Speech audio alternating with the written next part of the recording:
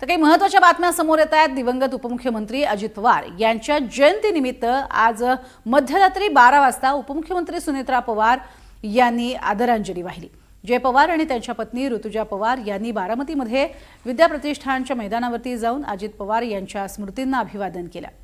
यावेळेला त्यांनी पुष्पचक्र अर्पण केलं आणि भावनिक वातावरण हे तयार झालं होतं। अजितदादांच्या कार्याचा आणि जनतेशी असलेल्या अतूट नात्याचं स्मरण यावेळी करण्यात आलं।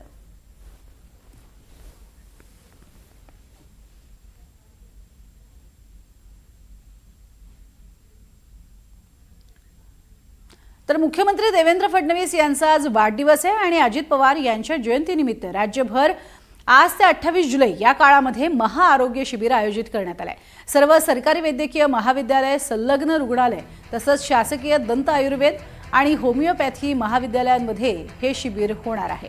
या अभियानाचा लाभ राज्यातील जास्तीत जास्त नागरिकांना मिळावा यासाठी व्यापक जनजागृती केली जाते आणि हे शिबिर यशस्वी करण्याचे निर्देश शिक्षण मंत्री हसन मुश्रीफ यांनी दिलेले आहेत। तर शिबिराच्या ठिकाणी नागरिकांची गैरसोय होणार नाही यासाठी राम व्यवस्थापन होण्याचा तसंच पाण्याची व्यवस्था, बसण्याची सुविधा हे देखील उपलब्ध करून द्यावं असे निर्देश देण्यात आले।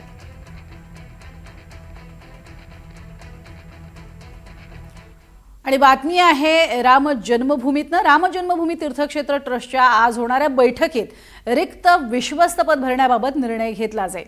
याशिवाय बैठकीमध्ये इतर विषयांवरही विचार विनिमय केला जाईल।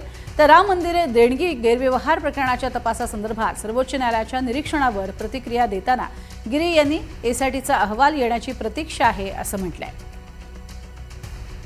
तर एकीकडे दानचोरी प्रकरणानंतर रिक्त झालेलं जे विश्वस्त पद आहे ते भरलं जाईल आणि त्या संदर्भातला निर्णय आज होईल।